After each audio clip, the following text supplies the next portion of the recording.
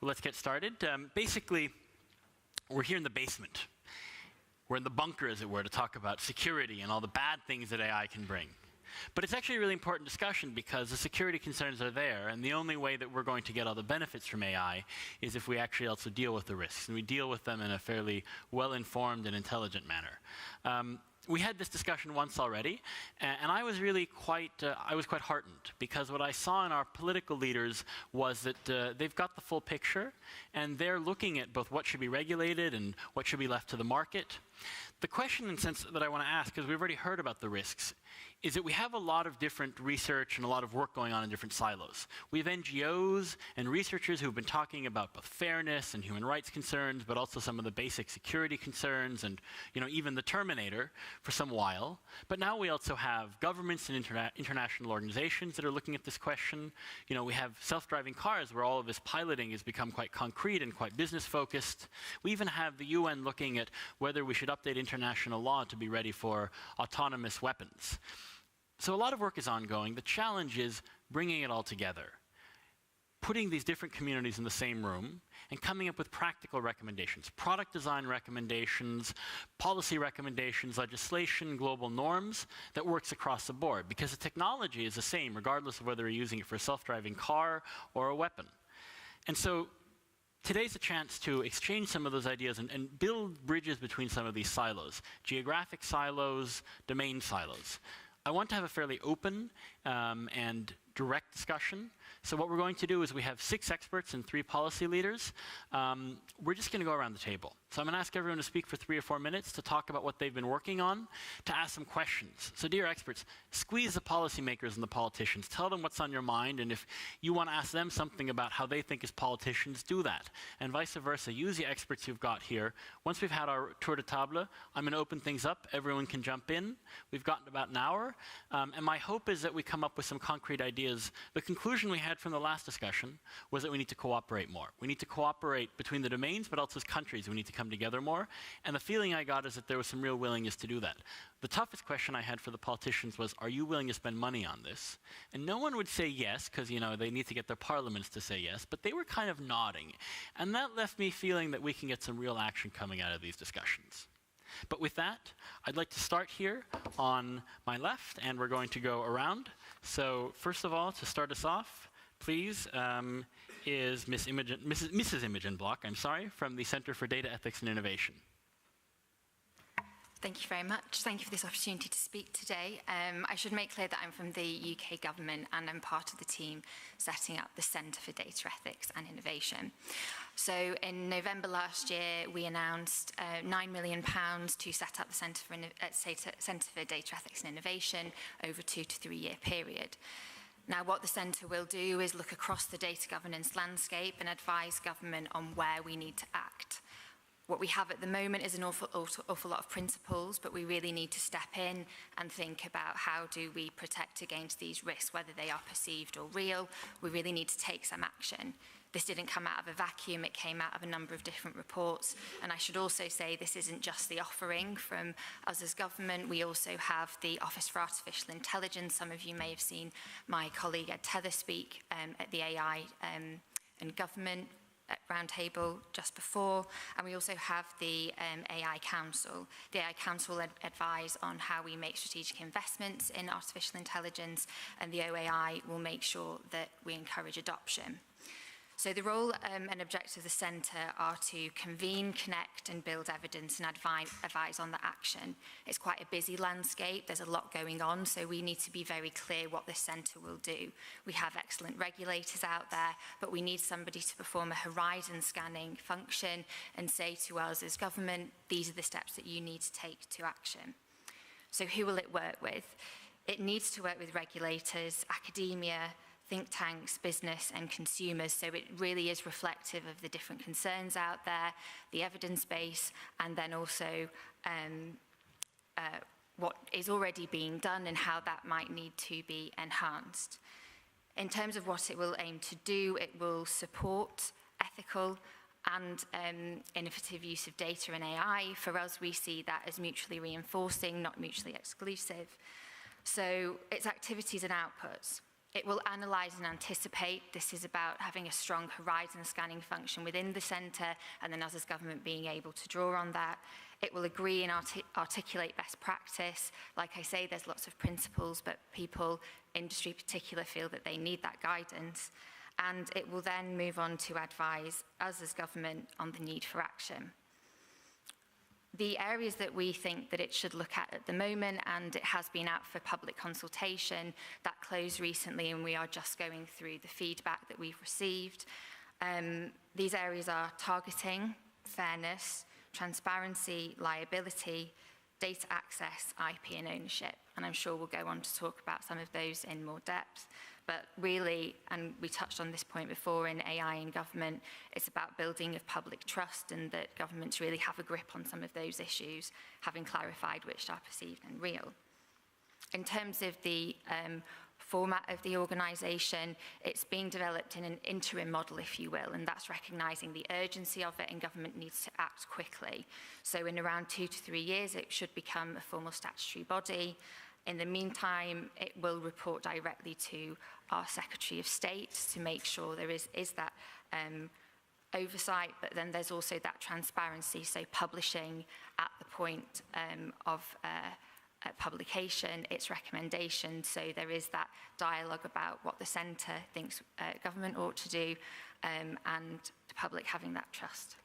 So that's impressive, and quite a model for moving fast too. So, from Latvia, Mr. Aigars Jaundalders from Wheredots, please. Oh, can you press the button? No. Thank you.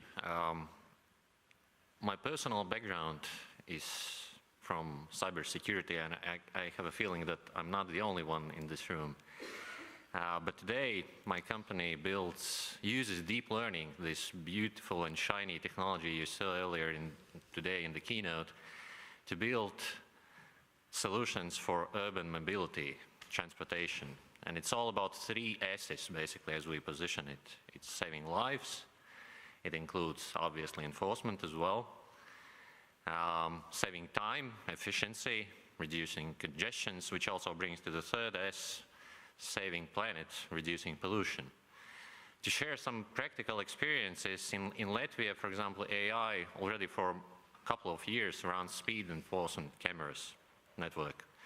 And the fantastic results we have achieved so far in the country, and it's not only technological, obviously, it's the holistic system, is that in the hotspots where speed cameras have been installed, and these were really hotspots previously, where a lot of accidents and unfortunately casualties occurred, we have 0 speeding-related deaths ever since. And this is the metric we preach every time we talk to anybody. On the efficiency part, deep learning for us, it's like moving from the old VGA monitors. I think some of you do remember these big heavy boxes we used to have, like, I don't know, 10 years ago or so, to 4K television or 4K monitors today. We do not think about traffic flow as a big blob flowing through the streets. We think in a droplet level. Micro-targeting is the possibility to drive the further efficiencies in the transportation sector. For example, how to enable safe and efficient coexistence of multiple transport types in public lanes. In many countries, these are marked with A letters, right? So it's easy, you just, draw I, and you get AI lanes eventually, right? And we can move on and move on. Transportation is obviously a huge problem across the countries. For us, the challenge as we see it, you mentioned in the last panel GDPR. And I personally sign under every and each principle of SLMR conference. I encourage everybody of you to look up this fantastic event. I think it was held in 2016 or so. Beneficial AI principles, privacy and safety are just a few of them actually. The challenge is how to balance privacy issues in European Union, which are especially challenging. And I'm European citizen. I'm totally with the framework we're going forward. how to solve this dichotomy with the global competition, well, in other markets, and notably we saw those two countries earlier in the keynote today, they are totally different environment, and how to keep our values around privacy and at the same time enable our economies to drive efficiencies, companies to grow and compete at global scale.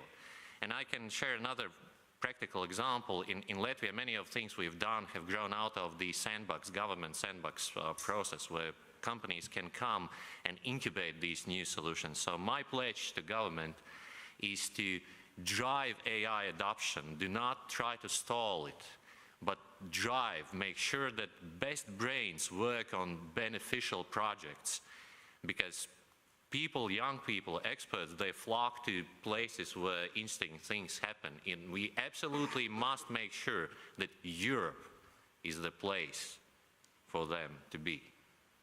Thank you. Thank you. I think you've really hit the nail on the head with this dilemma, because that's really always the trade-off. All these ethics, security, responsibility aspects, they don't come for free. So please, Mr. Hong Yong Kwon from Korea. Thank you, Chairman. My name is some misprinted, but the name is H-U-N, not H-E-O-N-G. That is Korean character. Is very difficult to pronunciation. So I made some slides, but briefly showed that that is the Korea cases, the control of AI. There are so many controversies in this country.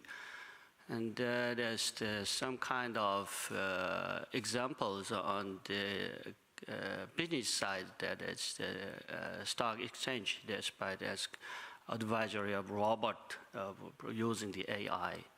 And the other is the weapons. That is not, I think that is a miscommunication about that scientist about that. And this is, so many things is afraid of humankind can control the super AIs.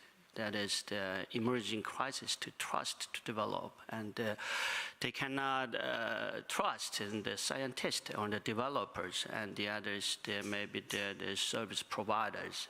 Kind of problems. That is also said in the first session. Transparency and accountability is very good challenges and various. That is another factors of threats. You can understand as malicious use, attacked by the hacking or the other, the international level or the private level also. So many countries, the regulatory bodies prepared how to make the trust this is AI environments by developing so many policies. Is now ongoing on the global level. That is so many principles and suggestions and policy and the regulatory schema is very much.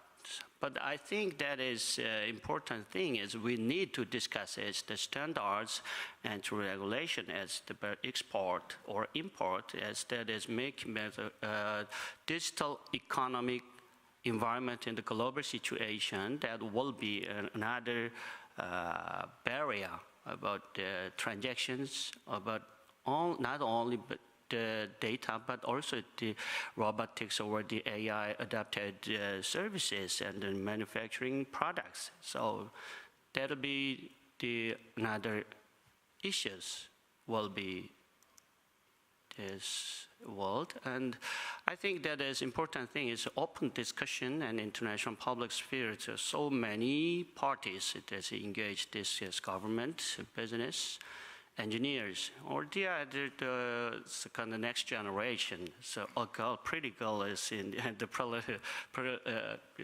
preliminary. Oh, sorry, that is. You remember the girl in the morning session? Yes. So we need to discuss this one. So there's, I think we have to focus on the ethics or the philosophical basis of all the humankind have to share So I think that is a transparency and a responsibility and a liability will be a second barrier about international cooperation. So we need to discuss at the ministerial level, and all the regulatory bodies are together in this event. So we need to discuss at the first stage security by design, or as the other is privacy by design. And I would like to say, add one thing more, that safety. Safety is very important things in the concept of the AI. And the other is holistic approach to that. As the chair says, to that the not silo system, but also altogether teaching or the thoughting and making the regulatory or legislation is the international level standard is very important things, I think. Thank you. I think you had some really powerful slides there about how much work is going on. And in a sense, the challenge for our policymakers is not do they recognize as a problem, but actually they have so much advice. And there's so many ideas out there. How do you navigate this complexity and figure out how to go forward? So please, Sven Jakob from Germany. Yeah, thank you. So my office is there to build and supply IT systems, software and hardware to the German government and authorities. So we have to secure this stuff for confident data up to high security stuff. So we see that adversaries are using AI to attack computer systems and software and hardware. So we have to know the vulnerabilities and also know how to attack it so that we can defend against this. But we also can use AI to defend our systems, so like in networks. But we want to know what the system does. So now it's like a black box, and you don't want to get a black box secure in your system. So we must make it evaluatable, like what the DARPA attacks with the explainable AI. So we also want to launch projects in the direction of explainable AI so that we can evaluate these systems to secure our systems. And also we have to give recommendations for the people and the economics in Germany. Another thing is that the systems nowadays use big amounts of data, and because in Germany we're always looking for data privacy, we are looking how much data we want to give to such a system and how much data does such a system need. As we remember the talk in the morning, where there is this curve that you get a benefit until a certain point, and we have to think for us how much data are we wanting to give there and what is the privacy concern. And now we are starting to get a better view on the system, so we're starting to expand ourselves. And in November, the German government will publish a strategy on AI, so it's on the road. Yeah. Very interesting. I'm going to come back to you and ask you about the differences between explainable and understandable AI later on. Yeah. So from Sweden, Mr. Hakan Dufamar, please. No, thank you. Yes, I work for Ericsson, and I'm heading up standardization, industry relations, and regulation in the ICT area. And I will talk a little bit about the malicious side of AI. I think the collective intelligence in this meeting have shown that it's a very powerful tool. And some people compare it to weapons, explosive chemicals, nuclear stuff. And I think it has the same dignity as those elements. And we would never dream of not regulating that in the civil part of the society. That doesn't mean we ban it. It just means that we put a framework around who can develop, distribute, use these type of things. So it's actually worth thinking about what we do about it, since it's such a powerful tool. And one main argument against it is that it's so difficult. That doesn't mean it's not needed. It just means that it is difficult because it's not tangible. There are tangible parts like killer robots or things like that, but the non-tangible part is very difficult. But I think it's not an excuse not to actually take a stab at it and do something about it.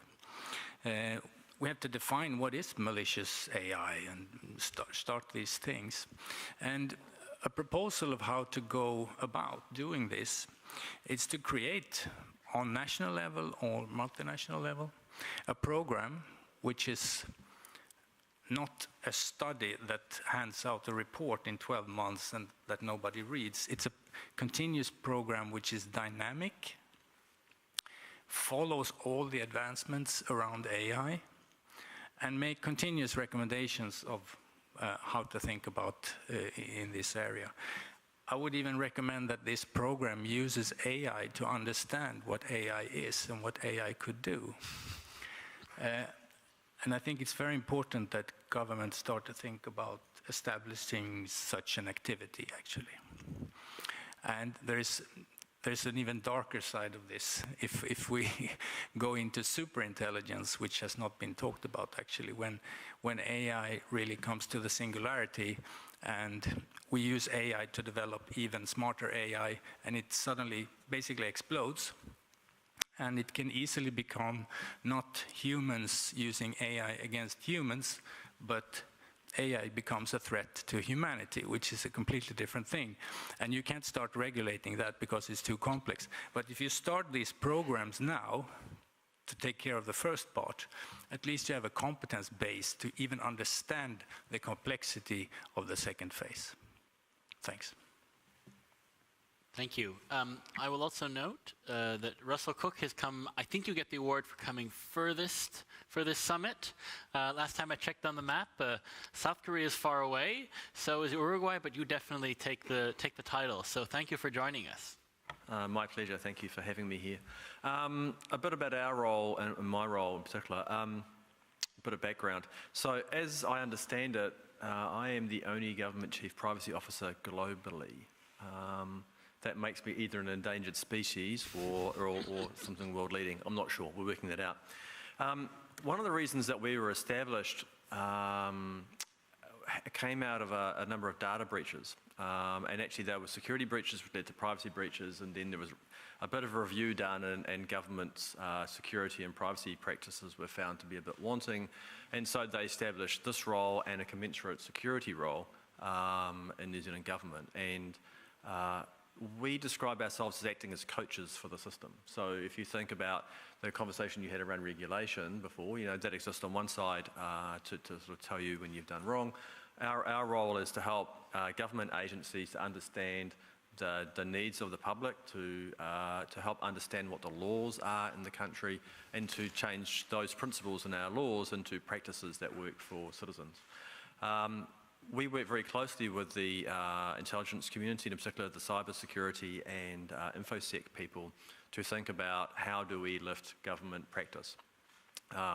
One of the key areas out of that are developing maturity frameworks in terms of practice, and we find they work quite well. And we're also working with other agencies to develop a privacy, human rights and ethics framework for government use. And obviously these are things that we're doing not even just because it's AI, we're actually doing it because it's the right thing to do for trust and confidence. Our aim really is to lift privacy practice and security practice and ethics and human rights practice while we find experts in those spaces. Before we jump into the AI bed firmly and fully, one of the risks I see here is that you've got to have people who are not just those practitioners who get this stuff. You're not just the security people or the privacy people. You've got to get the governance table, you've got to get the data experts, you've got to get the people on the front line, and you've got to get the citizens we serve to understand these things. And that's why we put these in place.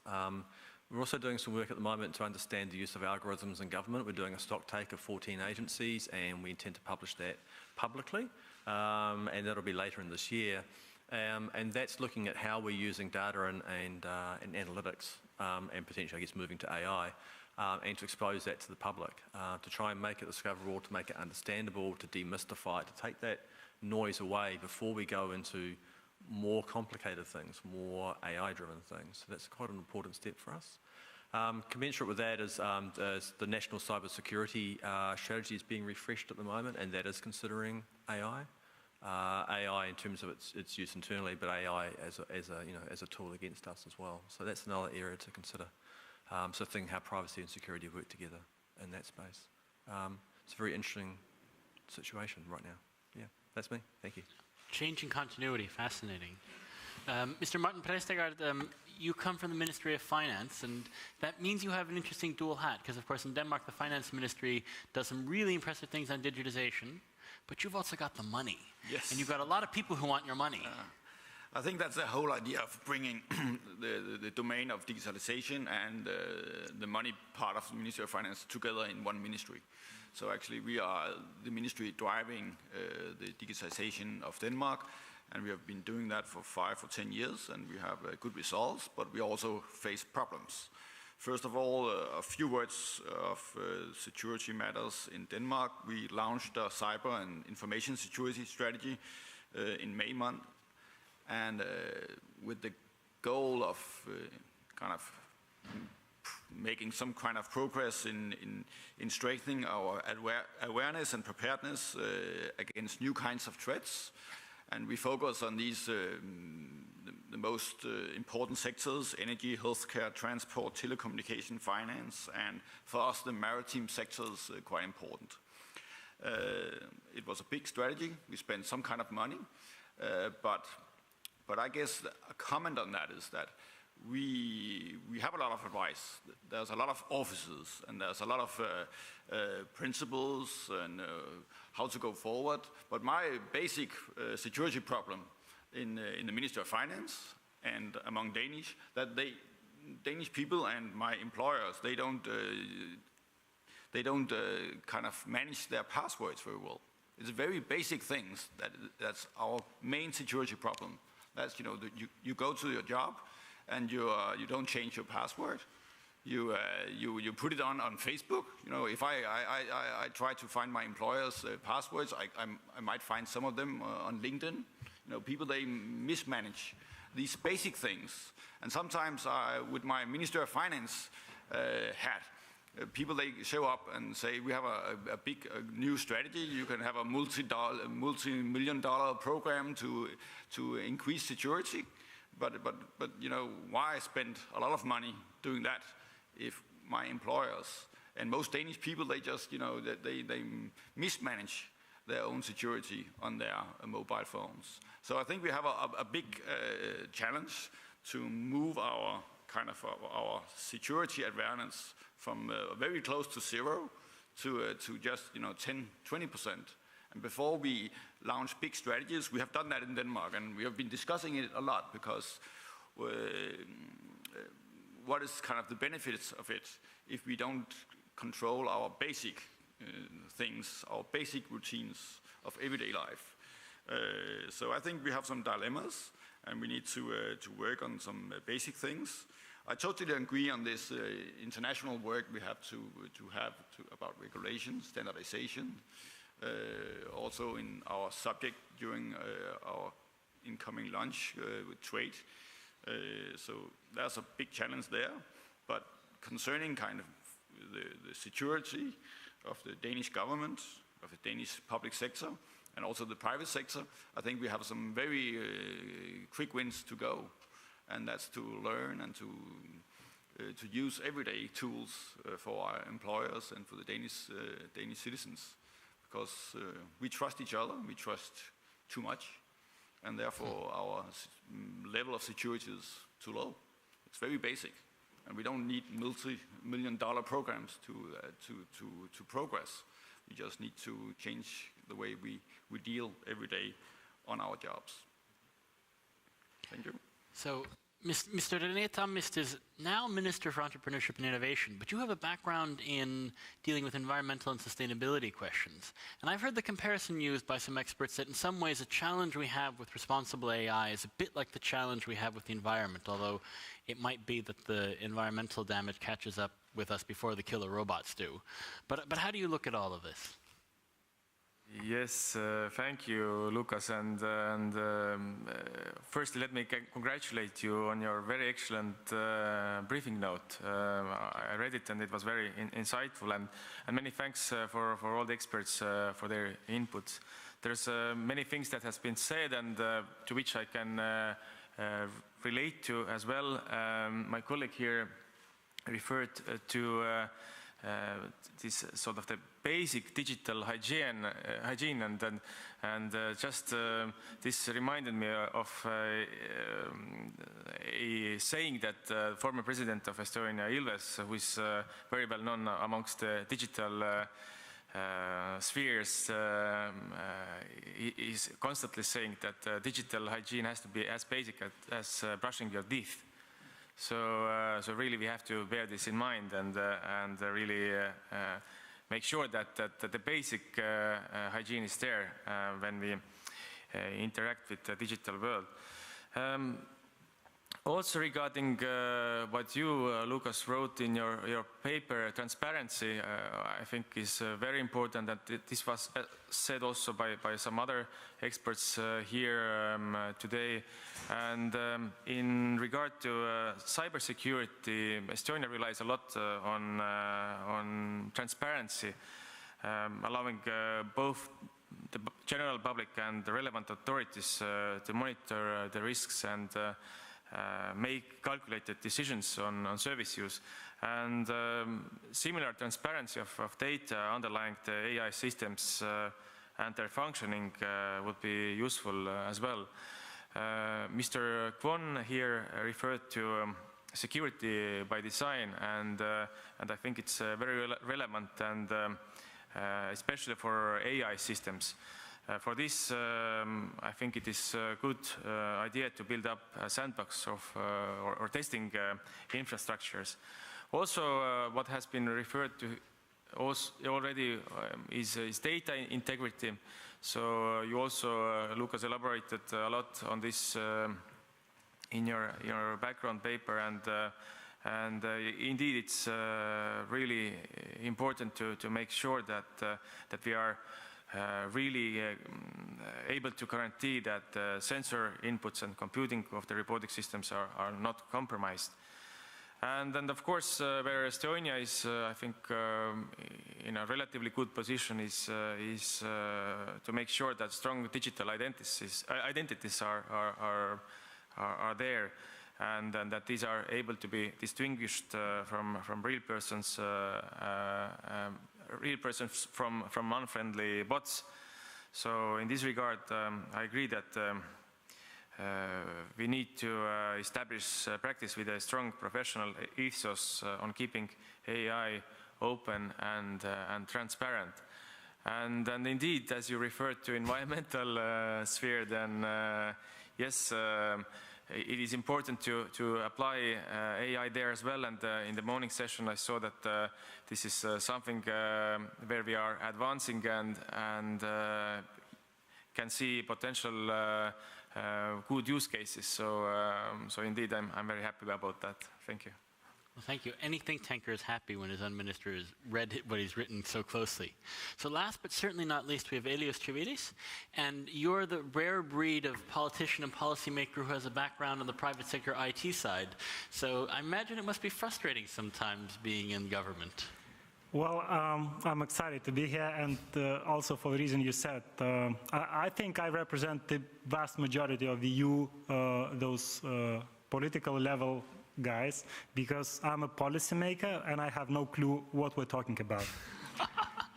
I mean, it sounds fascinating, but honestly, I'm really impressed with the people, how they manage to have a poker face when we talk about the artificial intelligence, regulation and safety. Because I graduated from computer science. I took out of the office for a couple of days just to learn AI. And the more I learn, the more I understand that I don't really understand anything. And the reason for this, because this is absolutely a different notion from what we used to inherit it. I mean, we dress like this for the last maybe 50 years. We stay in the building which was built 100 years. And we have this perception that we can regulate AI based on our past experience by regulating some commodity stuff. But honestly, I know that this is absolutely different beast that we really don't yet understand. I think it's great that it popped up so recently, so we haven't made our own laws internally in each country because we haven't had it for many years, and now we work a lot on EU level, and I'm really betting on this a lot because this is the only level where we can decide on the common things. The problem with AI that you cannot define it by the market. I mean, right? So Lithuanian AI market, what it is. I mean, you can't somehow bound it. So that's why it's EU and it's even a global scale where we have to discuss. And obviously with this absolutely new notion, we also have to take a new way of thinking. I mean, how it should be, I don't know, but definitely this is not a parameter that we're so much keen on securing our IT systems. We are so great in building firewalls, putting different levels of authentication, but this is not what really will help in the future. That's definitely new philosophies like trust no one, or I don't know, anti-fragile, or any other way of thinking on this safety and security. So we don't have terribly much time, but I kind of want to give everyone a chance to react to what you've heard. One question that came up a lot, though, is transparency, understanding the AI, explaining it. And that's, of course, in the context of AI that sometimes is working in ways that human brains can't really understand. We saw this morning sort of an illustration by Greg Corrado of how neural networks work, and even the best AI scholars can't actually tell you what's going on inside a neural network. So one of the dilemmas, and there's another transparency bit, which is, yeah, transparency is great, but private companies will say, yeah, I have my IP. I don't want to have someone from another company just copy what I'm doing. So as we talk about transparency and explaining AI, there are trade-offs there, and I'm curious, from some of our experts, if anyone wants to talk about some of those trade-offs. But beyond that, the floor is open. Jump in. Sven, I warned you that I'd come to you first, so if I can pick on you and ask you to come back on this explainability and understandability question first, that would be great.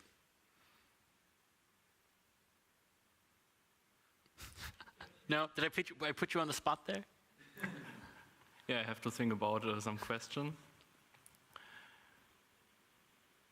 Yeah, do you have in your countries some project that are tackling these problems, or explainable AI, or transparency of these algorithms? This is my question. Please. I think we need to figure out what is the problem of transparency. Why we focus on the transparency of AI. That means we don't know the back offices, back services, not open to it. You figure that, I address it well. But my thought is in back. So the transparency means comes to us, regulatory situation is code of conduct. All the engaged or the party of the AI, there's some kind of example, the algorithm developer and the robotics and the manufacturer and the service providers and the users of his or her AI and the other users of the opposite side, the party. All the members of this real world, personal or legal person, have to decide how to react from the AI. So we need the engagement at the first stage to enter decision making for the AI. The human being need to doing well. How we can trust it.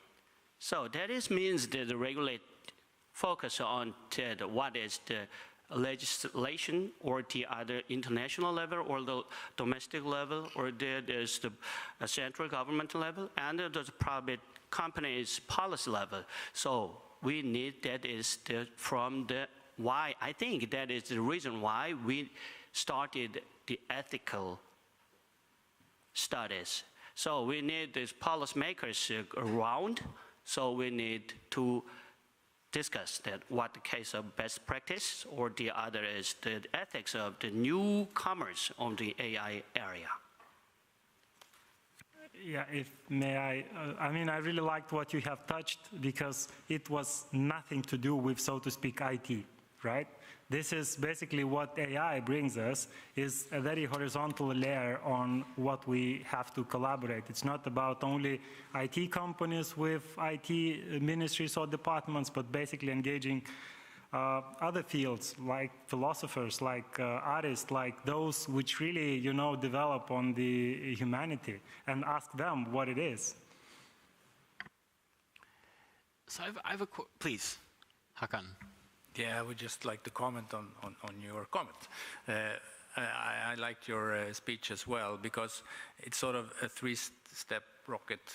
First one is to governments start to realize that they probably should do some regulation around here. The second insight is we don't understand how to regulate. We don't have a clue how to regulate. So then the third step is to let's start something, whatever. You have to start something, else nothing will happen. We just conclude that you don't have a clue, and then nothing happens. So the third step would actually be to get all these type of disciplines, as you say, together to try to understand what we should regulate. So I think very good insight. Please. If I may as well, the Centre for Data Ethics will be supported by a board, and that's multidisciplinary, and it was designed that way to make sure it reflects the different parts of society, so lawyers, ethicists, as well as economists as well, so ensuring that you don't just have a groupthink in the room and people assume that there is an understanding, where we talk a lot today about demystifying and having a common lexicon, and I think even when we talk about transparency here, really getting under the bonnet of that and saying what do we mean by that is a fundamental starting point too. So I'm hearing some skepticism on regulation. I mean, one of the interesting observations is it's not as though we don't have regulation. I mean, first of all, we expect AI to follow the regulations we have out there. So the self-driving car should follow the road regulations we have.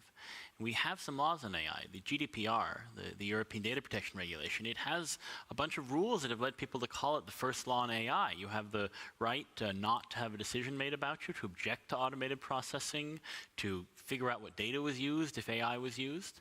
California, about 2 weeks ago, passed a rule saying that you as a consumer have a right to know if you're interacting with a human being or a bot. So in a sense, the regulation's out there. The question is, do we need more? Is it enough? How fast should we go?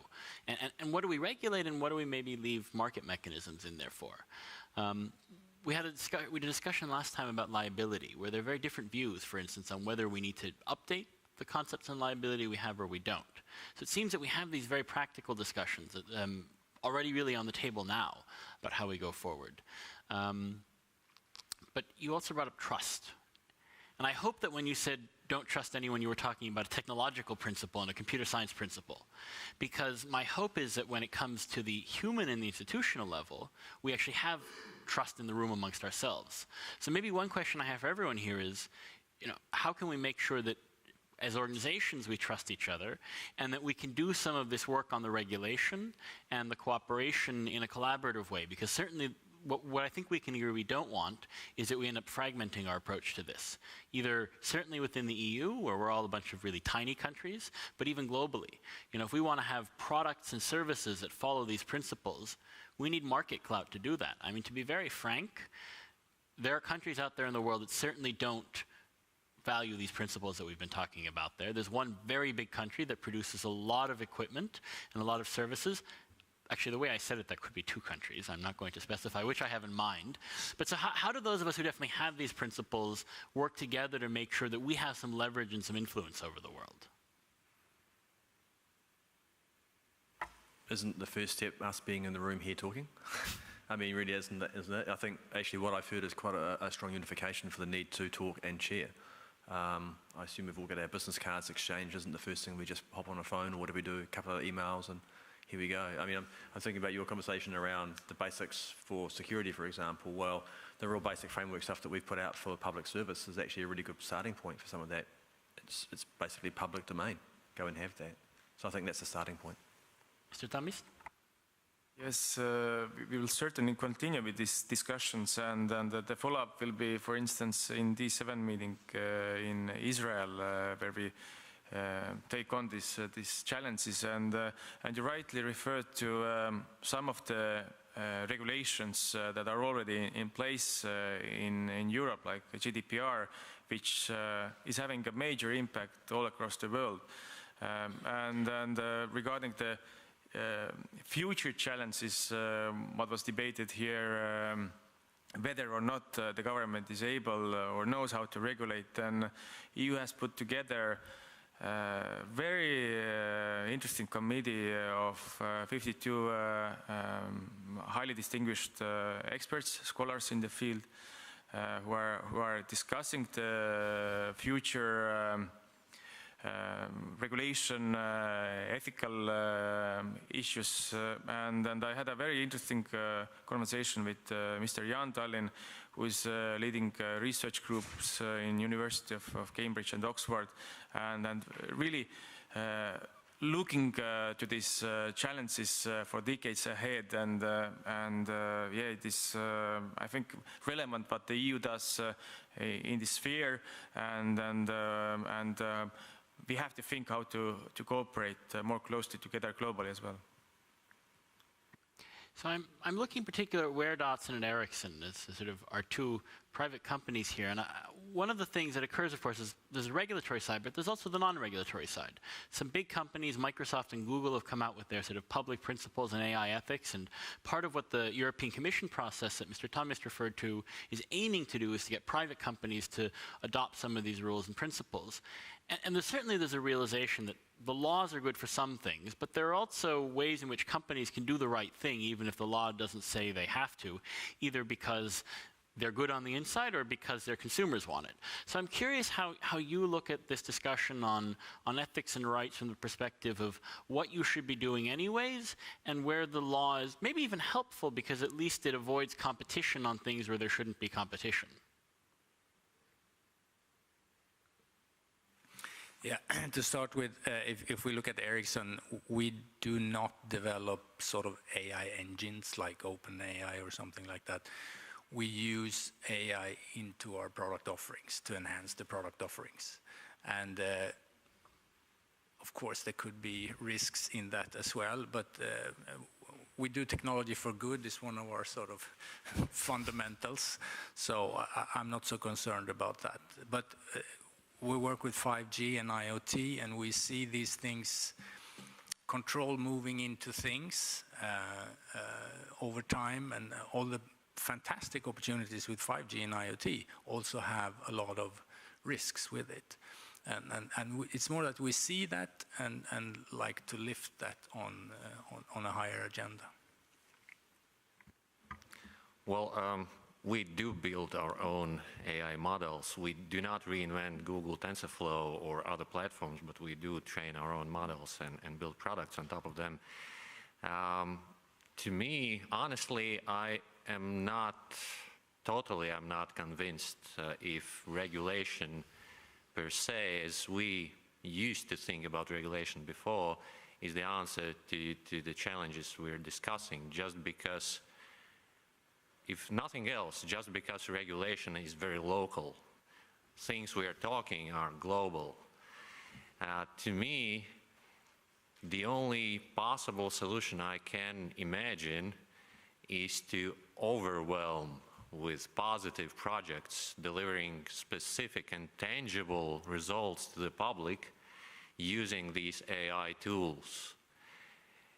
That way, gradually, public will get awareness and understanding not what AI is, that's a different topic, but what AI can bring them tangibly. And by the way, to answer your question, we do get a lot of problems to explain how that thing came up, that this is a taxi, not a truck, or bus, not a truck. There are some technical tools, but still difficult. So my pledge is for governments to push AI through sandbox projects, programs to drive implementation and steer this in practical terms on project level towards beneficial AI, taking as a reference these principles. But I'm totally not sure that in this world where even the rules we approve are bended, the regulation per se, even at European level, would solve the challenges. I mean, although I'm a big advocate for EU, but I agree, you know, that how I see those GDPR type of regulations, I see this as a data set for human intelligence to learn.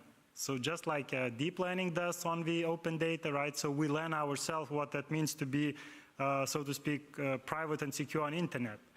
And I would like, you know, to push this notion of the overall digital intelligence, not just a digital skill, very narrow, or a digital cybersecurity, but a digital intelligence of the human beings, that they understand what it is to be in this digital world with those digital AI stuffs.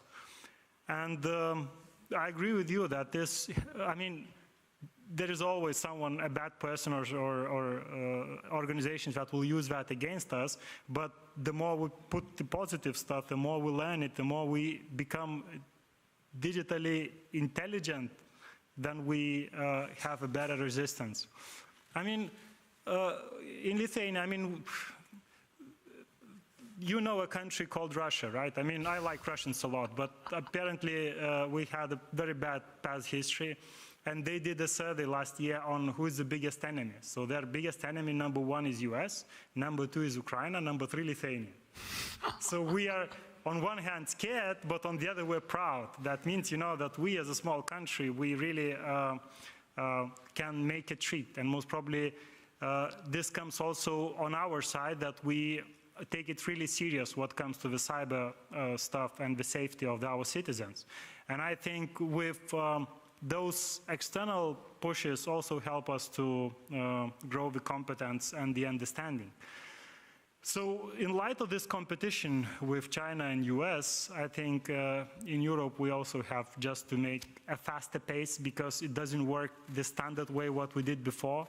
So in the previous session I was telling that we had those great inventions like electricity, like internet, and now AI. So most probably there's a future after AI, because we had some disruptive innovations, but the only difference is that this one is really having a high velocity, a high pace of the impact. And if we go the traditional way with EU countries agreeing on something, and in 2 years we will be, you know, banning something, so this won't work. I mean, we have to rethink on the policy-making mechanism itself, even if we don't know what exactly we'll be regulating, but just to have a pace in decision-making. Martin, I saw you also were... No, I agree that I think we need some kind of a mixture of regulation. We have to do some regulations in the European level. The regulation will always lag behind in time.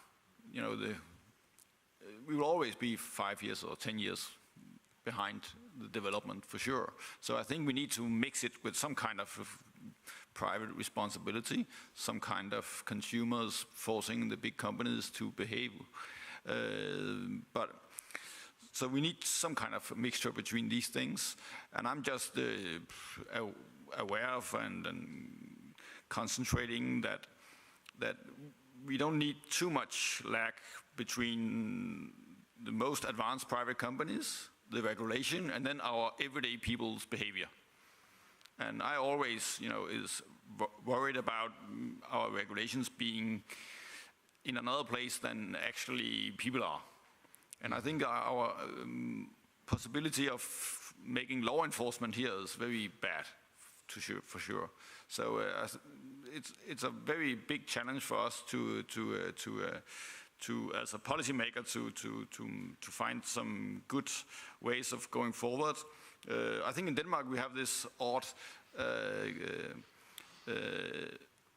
independence between transparency and trust. Actually, when people find out what we are doing, they start to mistrust it because, well, that's what you're doing.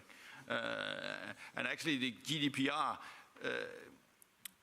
has started a lot of discussions in Denmark. We have always had a lot of data about all people in Denmark. in the public sector. But now we discuss it. And a lot of Danish people say, oh, you're not allowed to do this and you're not allowed to do that. Hey, we've been doing that for 10 years, so hey, I'm sorry. So in many ways, it's a kind of a new fight we have because it's the new black. You know, everybody's discussing GDPR and personal data and so on. But the transparency is not always trust.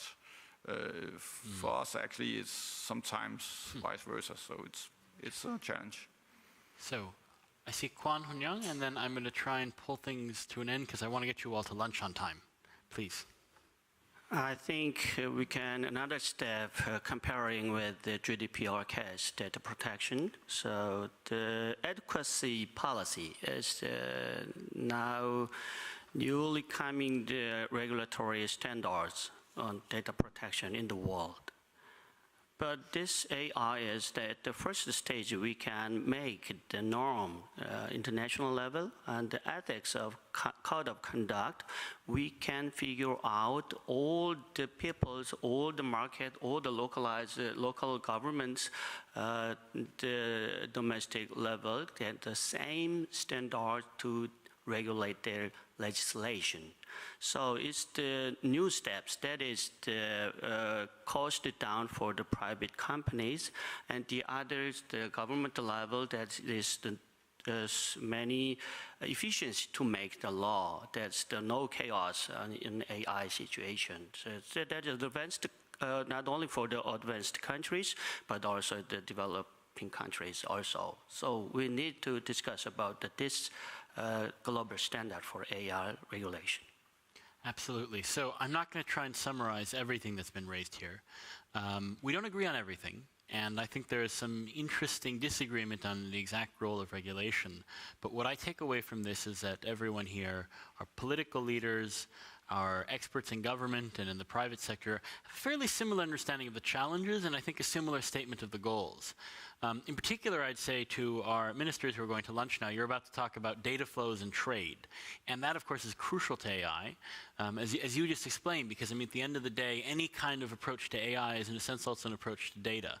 So I hope that you and lunch and all of us, as we continue this conversation, can make sure that on an individual level, we do build more trust and we work on some of these mechanisms of cooperation we talked about.